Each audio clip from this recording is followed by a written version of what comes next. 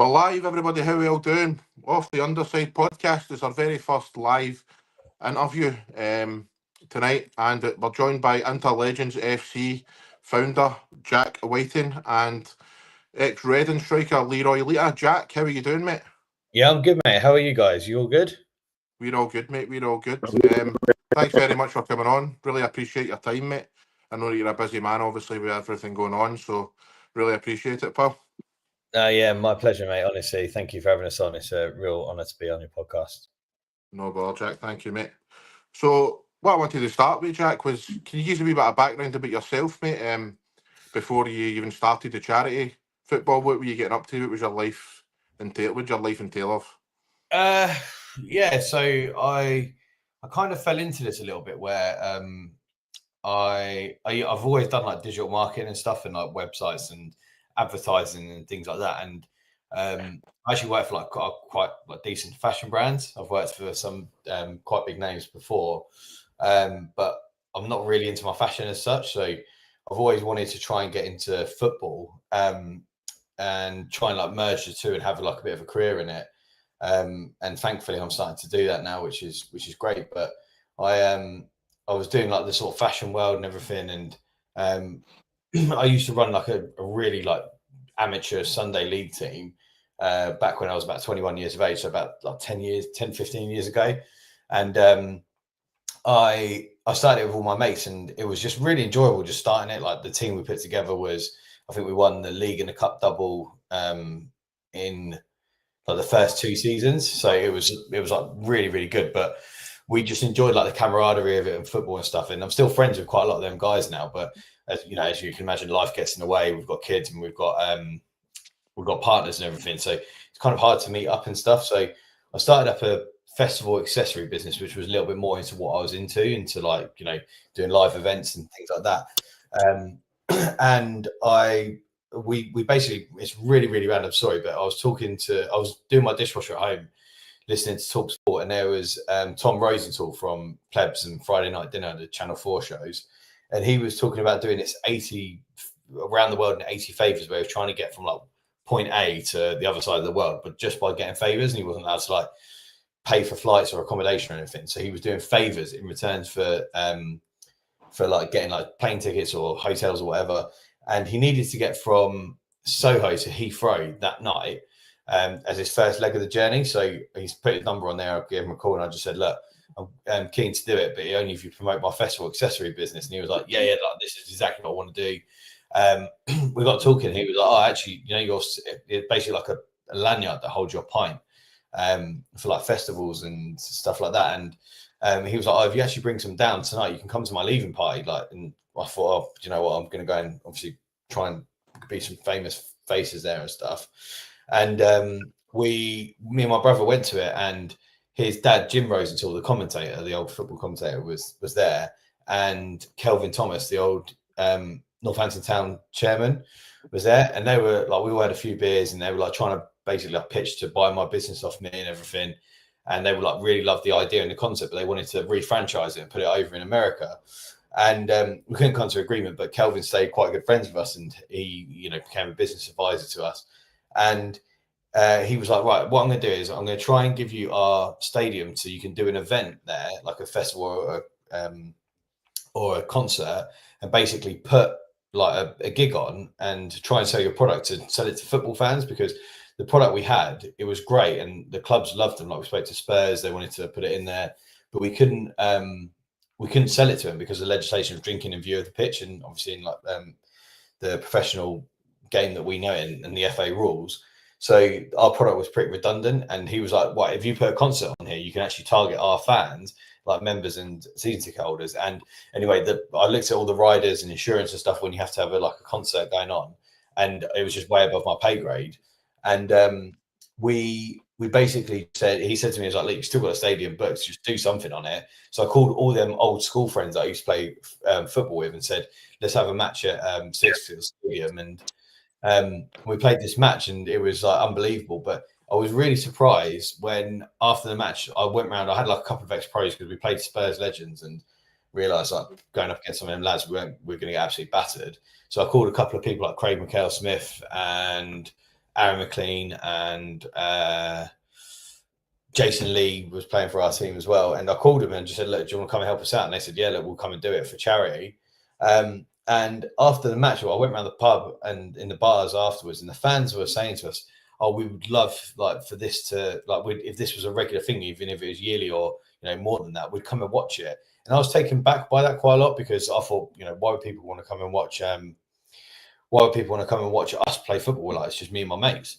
So fast forward, we said, let's just put a proof of concept in there. So the team name was originally Beer Lanyard. And then we changed the team name into Legends to make it a bit more commercial and stuff and stand for what we wanted to do. And obviously working with charities, you got to be a bit careful about alcohol and stuff and things like that for mental health recovery, things like that. And then I obviously called Leroy and said to him, look, do you fancy getting involved? And I've managed to, pick a great squad of players to be able to come and do this. So I've gone full circle from, being full-time in fashion. I've actually just left my job 2 weeks ago to focus on this full-time and try and give it a real big push and try and deliver something a little bit further than where we are now. And we're doing it. It's amazing. Running a thing like Inter Legends is some graft. I'll use that. But did you ever have a thought like this might not work? And if so, what kept you going?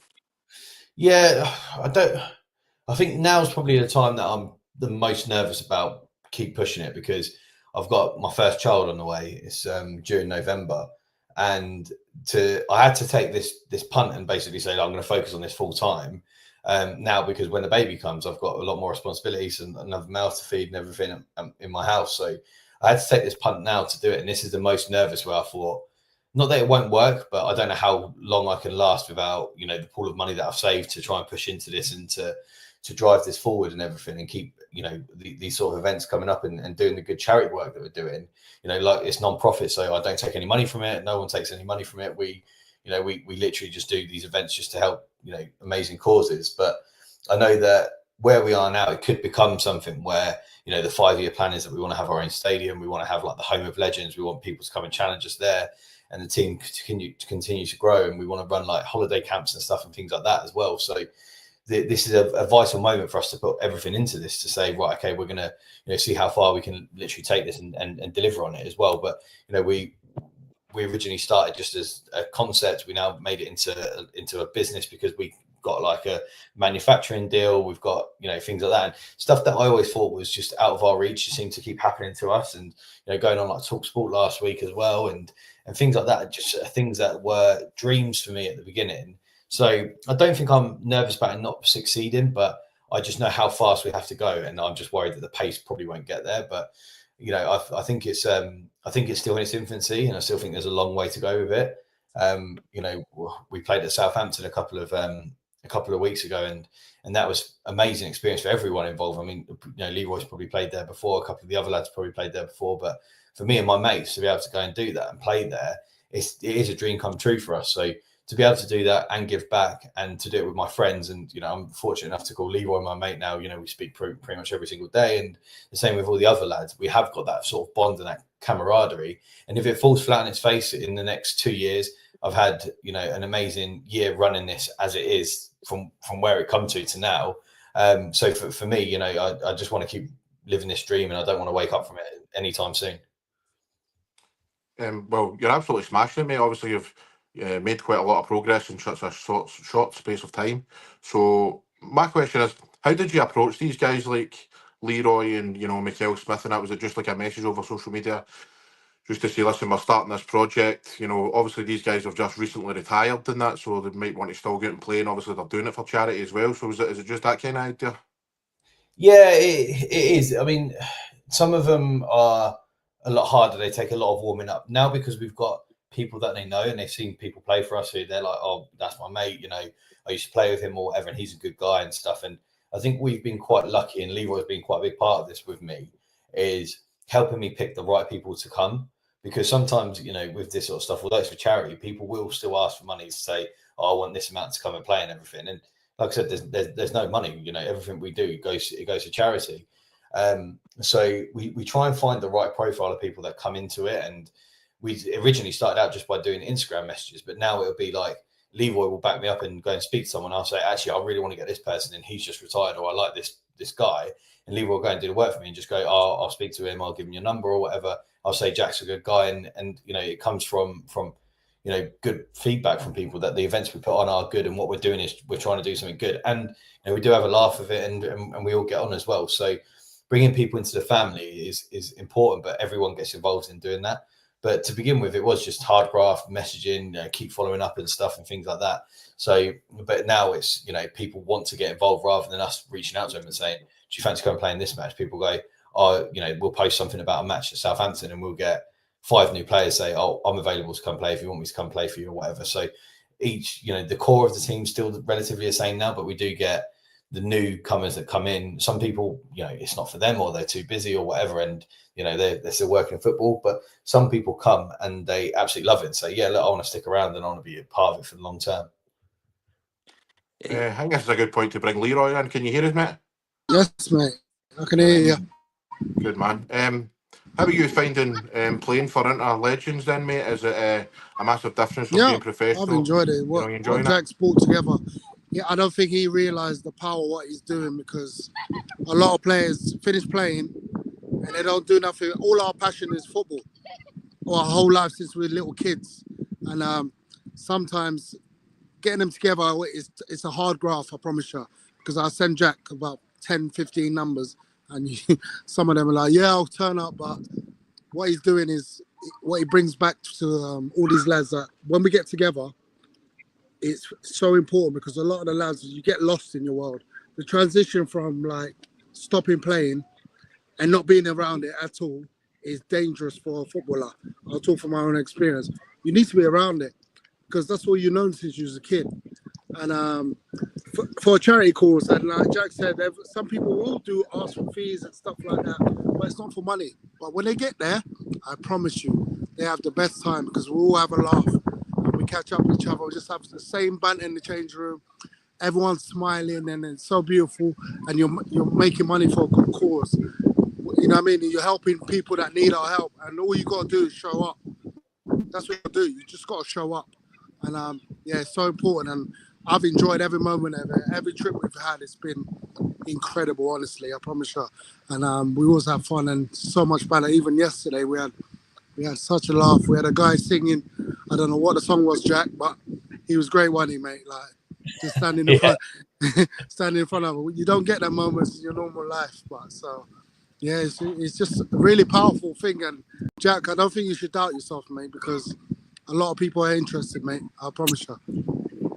Yeah, definitely. It's interesting. Sorry, it's interesting you mentioned that, Leroy, though, about the the camaraderie and stuff like that, because whenever you talk to an ex-player or whatever, that's the one thing they always talk about, is they miss the dressing room. Yeah, I don't miss nothing else. I don't miss the training. I don't miss the traveling. I don't miss the thinking about training the next day. Nothing like that. But just that change room moments that you have each day, yeah, that's really important, because that's all we've ever known. And as I said, just to do it for charity, raise money just by showing up is nothing, man. We can all turn up, you know what I mean? You touched upon it a wee bit earlier on, but mental health seems to be like a recurring theme in your events. Was that a conscious decision from day one, or is that just how it came about that way? Well, I'm fortunate. I've never had problems like that. I've never had mental health issues. Well, I think we all do a little bit, but not like how people talk about. I just think if you know something and it makes you feel good, why don't you do it? Okay, you're not hurting anyone just by being around football. Like for me, I love being around football. I coach now, and I can't picture myself doing nothing else. I love football. I love the game. I mean, it's given me so much. It's given me so much in my life, everything in my life, in fact. And I just love being around there. And I think when players, they think they're not worthy, or no one wants them around because they're not a player anymore, you're not scoring goals, or you're not saving shots or blocking shots, whatever it is, just be around them, man, because your knowledge and your experience is so important for other people. And there's no better way to learn. You go and teach it. I always say, go and teach, go and coach. They don't want to, because it's a bit of a long process. You've got to do your badges. Yeah, I know it's a bit of ball ache, but you only have to do it once. So, yeah, I honestly think footballers, there's too many footballers coming out of the game and not doing nothing with that, all that knowledge they have and all that experience. And it's so important for the younger generation, because I think we lost a bit of that, because you look at the Premier League, there's 70% of foreigners. That's scary. You go to Spain, there's 70% Spanish players. You know what I mean? So we have to get involved, and any way possible we'll do it. But yeah, that's all I got really. That's all I think about it like that. I just love the game, man. Hello? You hear me? Right. Yep. Jack, what's coming up in the future, mate? Are you obviously, I was seeing on TalkSport that you have got some games and that coming up. Yeah, we just started to. We're doing a bit of a different style this year, where we're actually traveling around the country to like play matches. So we just had our first match on Saturday in Hastings. So one end of the country, and then next week we're going to Cornwall, and then we go to Wales, and then up to Hull. Like, we're all over the place, really. But it's amazing because we're starting to see the same regular faces come to these matches. So we had the start of our tour. We've got it now right through to the 5th of November, every single weekend. So the boys are going to be busy, but it's just going to help us build our brand, help us build, what we're trying to do, and get out there and see as many people as we can, and the fans and stuff, and raise money for as many causes as we can. Since you're talking about the fan bases, have you noticed there's been quite a lot of people coming to the games then and interacting with you? Yeah, definitely. Jack, I'll tell him this story about yesterday at the game. I found that I was playing for Notts County at the time. He had an England program, right? And I said, I've not got this at home. And this was 10 years ago. The guy came to come to the game just to deliver it to me. And 10 years he's kept it for me. And I couldn't believe it. It was so special because people like that don't forget you. Remember, football's for everyone, man. And this guy, his name's Kurt. And he said, yeah, I've kept it for you all these years. I came to watch you at this charity event, but you wasn't there. But he came yesterday and he delivered it to me. And I was like, wow, that's incredible, man. That's brilliant. It's amazing.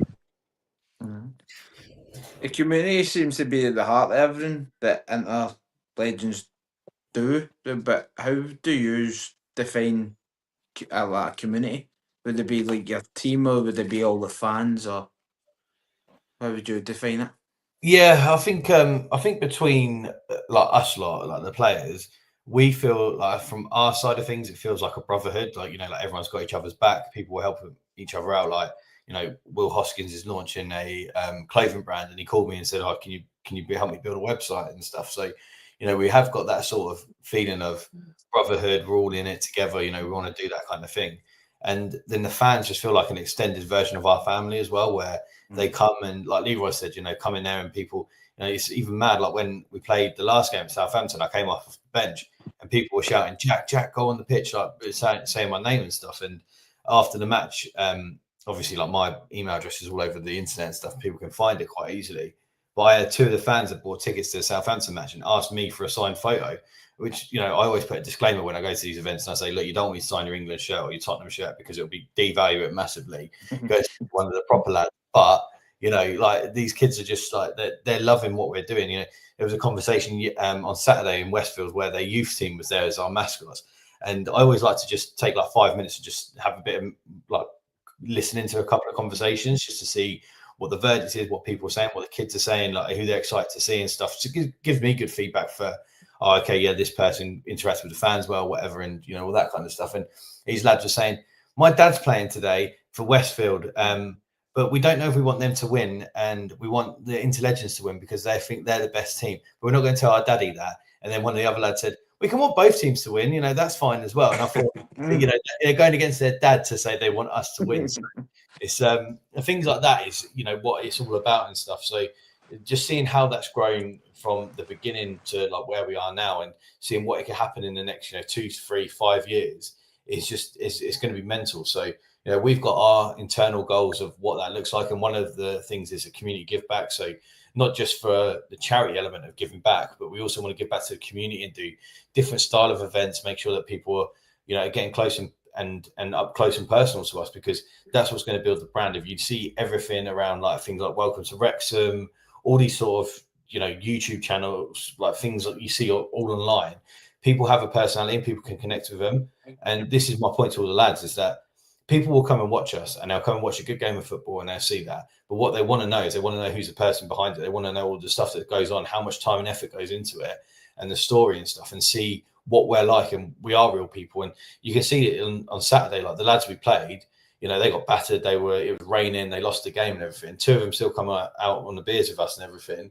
And people just like want to just see who we are as people behind all this kind of stuff as well. And that's what we're going to try and give them, is a little bit more insight into what happens, like things like, I remember one day I was flying back from, I can't remember, I think I was in Madrid. I was on holiday with my wife, and I got a phone call, and it was Nanny's agent, and he was like, right, Nanny is available to come to your charity football match. And I said, what, the Nanny's available to come to our charity football match?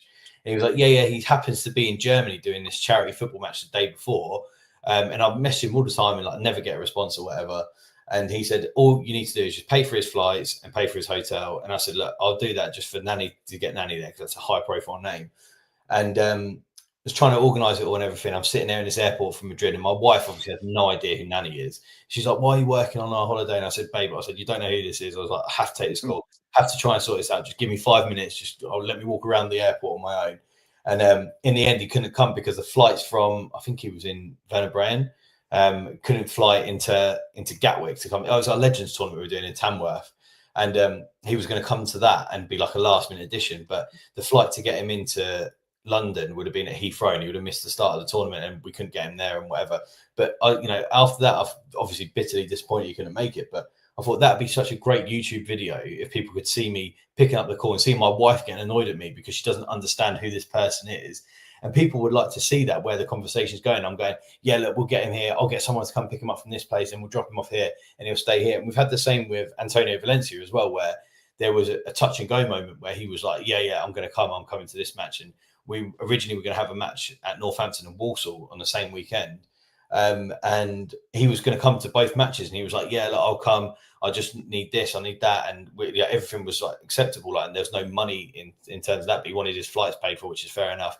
Originally he wanted first class flights, and we said no. And then he said, I'll go economy just to make it work and stuff. And he wanted to go and spend some time in Manchester, which we allowed him to do. And basically he was coming, and then at the last hurdle it fell. But these things are the things that people want to see, and they want to see these conversations happening. And when it doesn't work, it's also as exciting as when it does work as well. So things like that are what makes it good. And I always say, if we can make this into, like, whether we do it or not, because the production is behind it, but something like Welcome to Wrexham, that's what's going to make this brand and this team go to that next level, because it builds that community, it brings the fans in, and they can see what we're like. And we probably won't show them a full night out, because I don't think they'll be allowed to go onto YouTube and stuff like that. But, parts of the night out, and, seeing some boys do like karaoke and stuff and things like that, like. We are who we are, and we've all got a personality, and that's what I think the fans love. Definitely. It must be really surreal for yourself, though. Obviously, you're getting to not just speak to guys like Leroy and be his pal and that, but you're actually getting to play football with him. You're holding your own in the park as well, mate. You're scoring goals and that. How are you finding it playing alongside guys like that? I mean, look, don't get me wrong. I am nowhere near the level of any of these boys, and I don't claim to be. For me, my reward for doing all the hard work behind the scenes is just getting 10 minutes at the end, and I'm happy with that. I used to play football quite regularly, and I had quite a bad ACL injury just when COVID happened. So I went through like surgery, recovered from it and stuff, and I was told I'd never play football again. And I actually got into walking football because some guy said to me, "Oh, do this and everything." And I was able to make it back to playing like 5-a-side and eventually 11-a-side as well. So, and then to be able to do this is unbelievable. And like you said, I think I've scored something like 5 goals now, which is great. 5? 4 or 5, I think. One at Southampton, one at Northampton. We know about the Southampton one, mate. That's the only video that goes on our Instagram now, isn't it? But when you compare it against Leroy, who scored like fucking 55, then it's unbelievable. But these guys make it look so easy and effortless. And I always wondered as a fan how good they can be in terms of like what is the level. And there was a guy who I see the guy in the Rangers shirt here.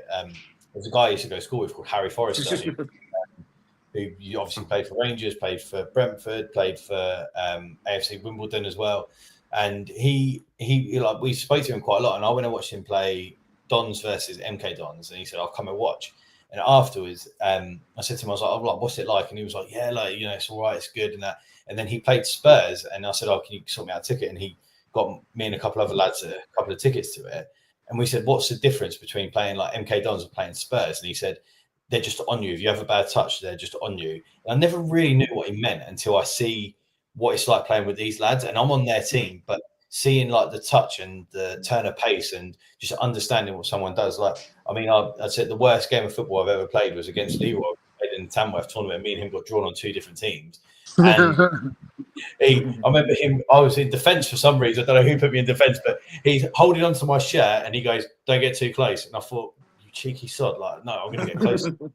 Bang, he turned and he went and he scored. And I thought, someone's going to have to take him off my hands because this is just ridiculous. That sort of level is just what it is. So come in and see it and see, you know, how good it is and see like the level of shooting and, you know, everything is like 10 times better than I've ever seen before. It's just amazing. It's great to see it firsthand. Would you ever consider taking any of your events up to Scotland? Because I imagine a few people would be interested in that up this neck of the woods. Yeah, we get quite a lot of. So the inquiries we get in now is there's other Legends team out there like Leeds Legends. I think Celtic Legends have challenged us to a match as well. Like a counter thing where they want to come and play us, and you know, we haven't lost a game yet. So there's quite a big thing. You'll beat the Celtic Legends, don't worry. You know, so we do get these things come in, but you know, like I said, like originally when we first started this, the majority of the lads are down like around the M25. So our matches were Kent, Surrey, Essex area.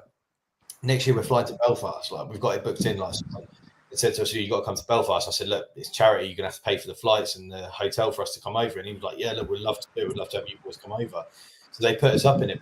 But just because of the names we got, they cover their costs, and you know, for us to go there, and then they raise a lot of money for charity. So things like that, it's like amazing. Like if I ever said like, "Oh, someone's going to put me on a flight and go to Belfast weekend and you know play a game of football," I'd thought, you know, again, dreaming kind of thing. But so you know, Scotland, we also had a couple of inquiries from Dubai. We were in talks with a club over there.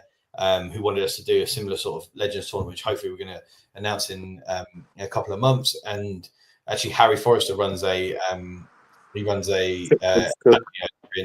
Los Angeles, and he was sort of speaking to us about potentially going over there and doing something over there as well. So, you know, the world is our oyster where this can go, and you know, the more we do it, the more events we have, the bigger the events are, and the further afield we can go. So, you know, Scotland is definitely on the cards. We've actually had a couple of inquiries in from people that want us to go over there for next year. So hopefully we get them booked in and we can come up.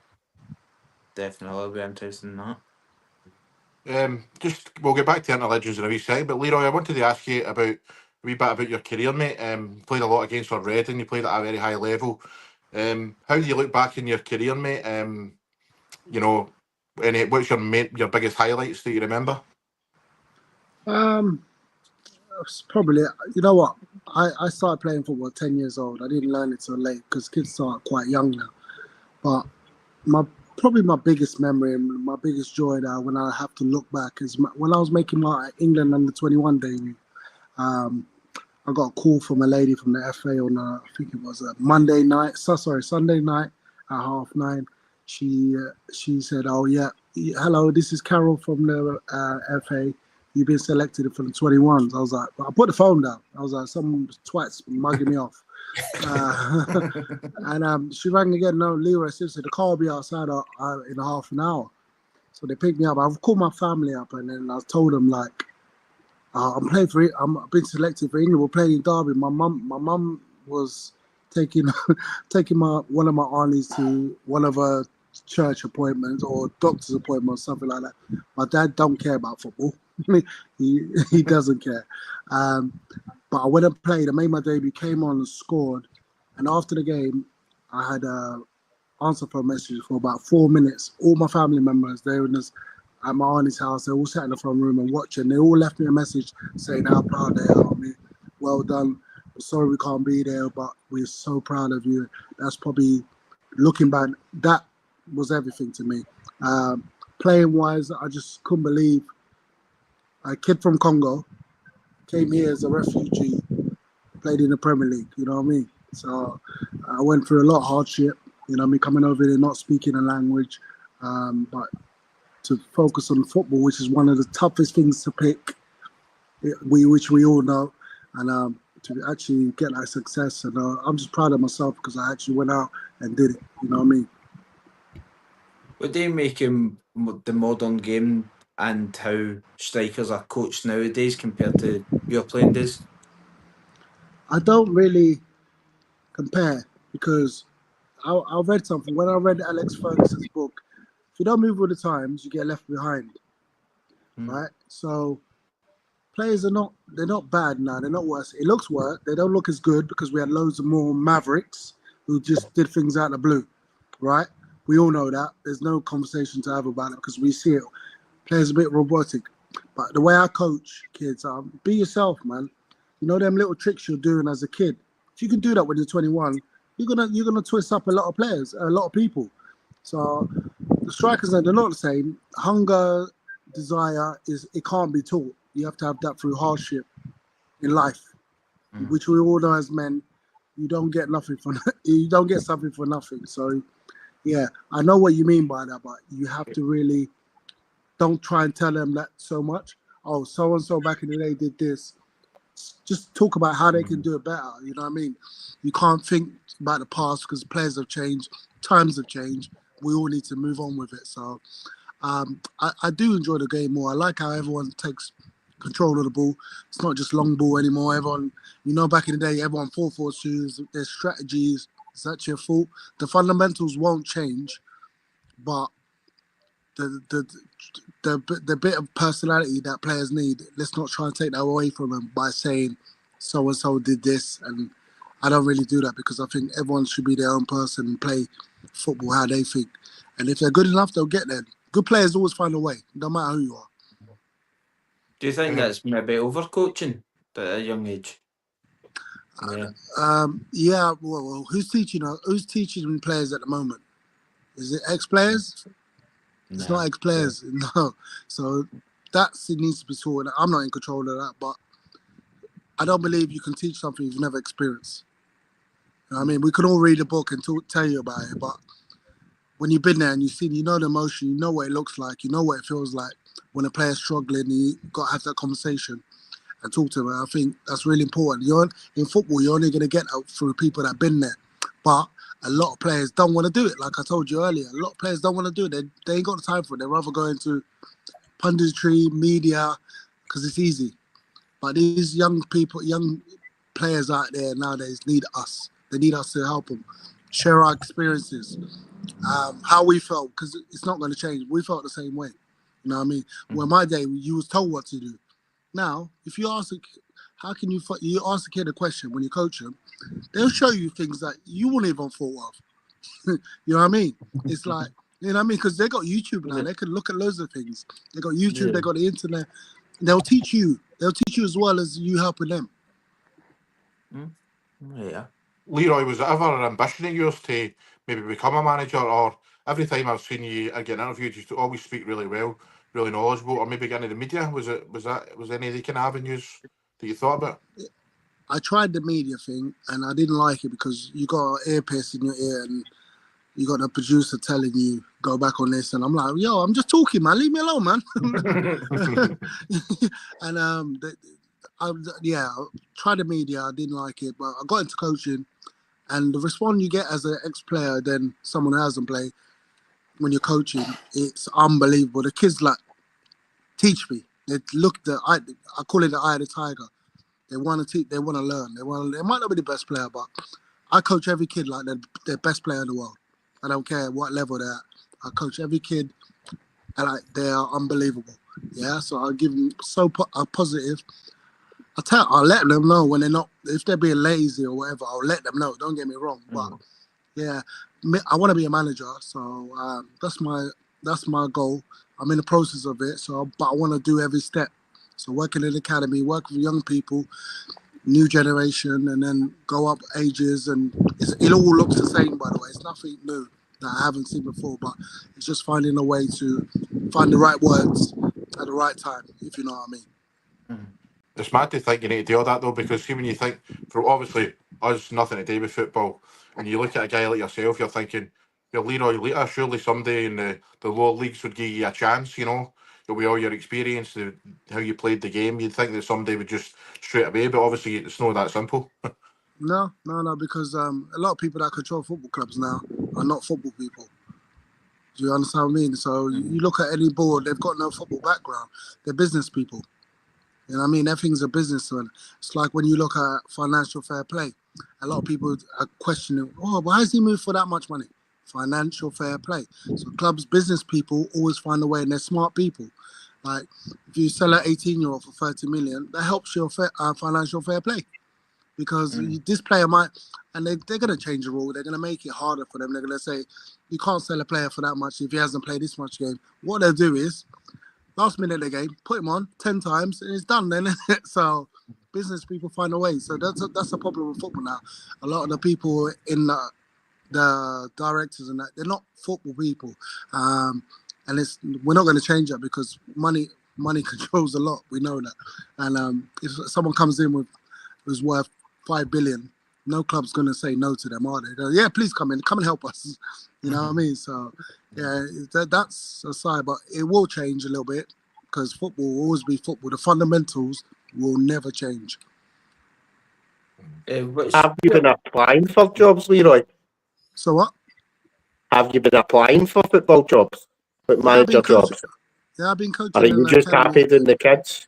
No, I'm staying there forever. I've been coaching for 6 years now, so but I've done it properly. I think I've done it properly. I've got my qualifications and stuff like that. So, but it's just finding the right time and the right place, the right environment for myself. Because if you get it wrong, you're out, and it's hard to get back in, no matter who you are. You know what I mean? No matter who you are, unless you're, I don't know, I'm not flipping David Beckham or anyone like that. So, but I like the way I've done it. My process has been good, and I think it's important because what I give is from my heart. I don't coach for the money because I want to be a coach because I want to help the next generation. I want to make us better. I was going to ask, what was the biggest life lesson football has taught you when you look back now? Be humble. Always be humble. Because you get a lot of people looking up to you. A lot of people respect you. You've got such a powerful tool, football. Like me and Jack are mates now. Like I would not have met people like Jack, if I wasn't a footballer. You know what I mean? So, you know what I mean? You get so many opportunities, and you just got to be humble and appreciate and respect it. And one thing with football, it always helps you because you get opportunities like what Jack's doing is incredible. But he probably don't appreciate himself, but there'll be a time when he'll be like, wow, I did that. Bringing them people together, and I promise you, bringing footballers together, ex-footballers, whatever, it's tough.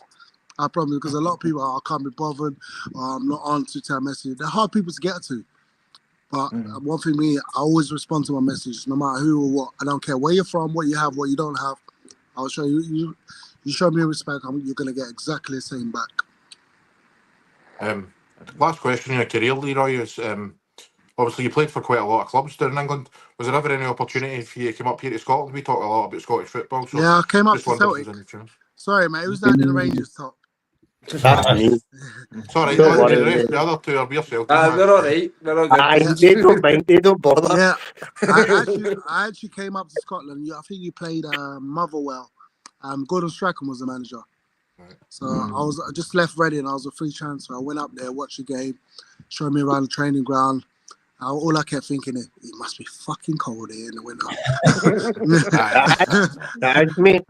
Yeah, and I looked at you see how open the training ground is. Jesus, in the mountains. Lennoxtown, mate. Yeah, lovely training ground. Scenery in there. Lovely. Yeah, I went there, and then Gordon shot. I went up there, and then they offered me a deal, but Gareth Southgate rang me after, and I ended up signing for Middlesbrough. And guess who was Gareth Southgate? Good choice. And guess who was my manager? Gordon Strachan. Yeah. He came in. He went, "What do you?" He went. He pulled me in the meeting. He pulled me in the meeting and went, "Why didn't you sign?" I went, Missy said, I'm not moving to Scotland. Mate, 60,000 fans in Leeds, man. You'd have loved it. Yeah, well. They're Yeah, not but very yeah. good fans. They're not very good anyway, fans and that. They're not that nice. Nah. You made the right choice. And I've never been there since. Well, you need to come up for a Old Firm game or Aye, something, mate. you come Honestly, up, that's I'll brilliant. take the Ibrox. I get the Yeah. balance. I'll take Rangers are playing Middlesbrough in a couple of weeks. I'll come up when we're playing Inter Legends up there. That's probably Aye, about That's we'll, it. That's we'll fair, fly, that's see, fair. Hey, we'll fly. make sure that's in the summer. I'm not coming up there in winter. The summer's still the winter. It's still as cold. I'll tell you that now. Jack, I'm just wondering, mate. Obviously, you've got this fantastic bunch of players together on the park and that. How do you socialise outside it, mate? Do you get days out together so you can, bond? Yeah, we do. I've just got back. No, we helped, mate. We helped. We've helped. I text him at 9:30 saying, "You up? Do you want to go?" He texts me back at 3:00 saying, "I'm up." It's funny because life is life, and everyone's got busy lives and busy schedules and families, etc., etc. But people, I do say it, we are mates. We're all mates outside of it. It is like a team bond, and everyone that comes in has to fit into that sort of thing. So, when we say we're going to play in Cornwall, there's a couple of lads going down on Wednesday, there's some going Thursday, Friday, and whatever else.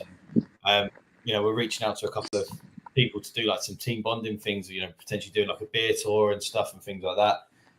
So we do if we can make it work, we do make it work. But I think Leroy and myself are most appearances for the team nights out. So we definitely spend a lot of time together outside. Some of the other lads, they do come, but things like Cornwall, people use it for their families to come out, and all the families sort of know each other now as well, which is nice to see. But we are good mates, and if we can get a beer in here or there, or team bonding days or whatever, we definitely do. Is it? And what about you, mate? Have you got any interest in Scottish football?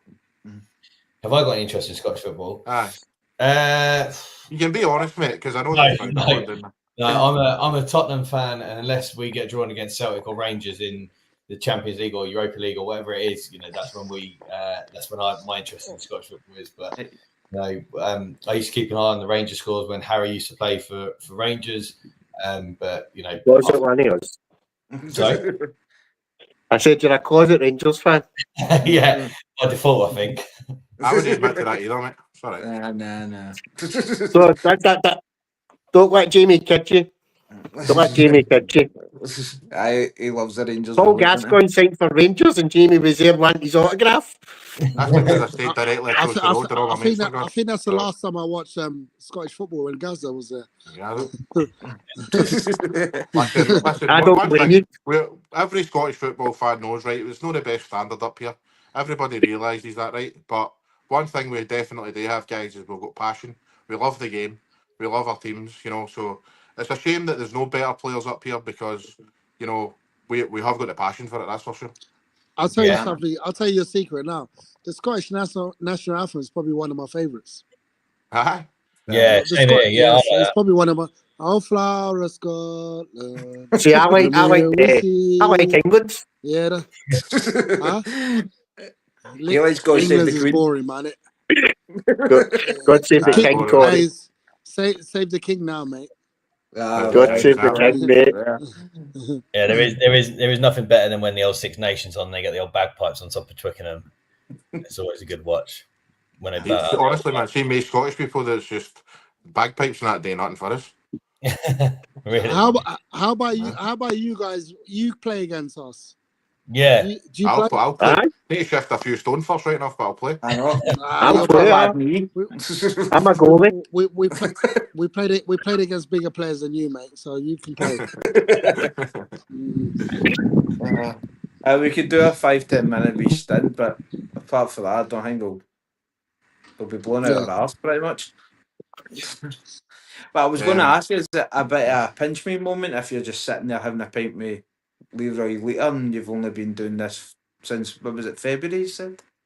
Yeah, it's not just even when we'll get a pint in or anything like that. It's when he calls me and stuff like that. I have to look at my phone and think, Christ, that the Leroy Lita calling me. Like, them moments are precious, you know.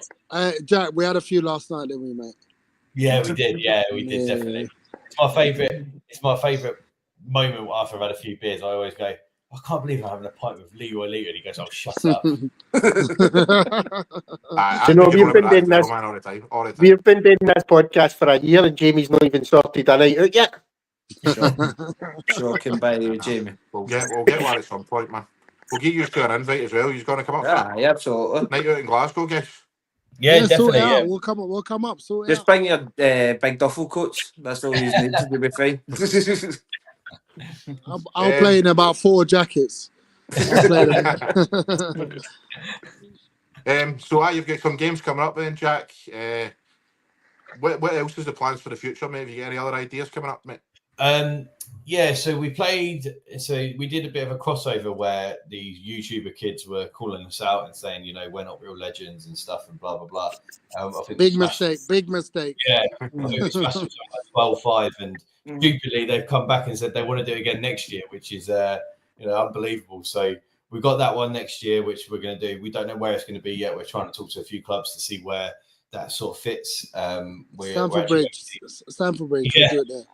We're actually going to see a stadium on Friday whilst we're down in Cornwall that said they want to host it and stuff. So we're just going to try and make it work with that. But just anything that comes on our door, you know, some days we get some real random requests come in, like Leeds legend. We had Bradley Johnson come play for us and he sort of gets in touch with someone. We got Lee Trundle call us a couple of weeks ago saying about he runs this traders team of like trade men and they want to give us a game and stuff. So we get all these real like random requests come in, but you know, I think the boys will say it first that we are up for playing anyone, anywhere because we are bloody good and we will take anyone on. I think that's a great place to end it, mate. Thanks very much for your time, guys. Honestly, Jack, like I said earlier, mate, you're absolutely smashing it. You're getting top class guys like Leroy. Leroy, you're a legend. Nothing but respect for the both of you from everybody in this podcast. Thanks very much for your time and all the best. Take care. Cheers, man. boys. Take care, bro. All the best. Take care. Cheers. All the best. All the best.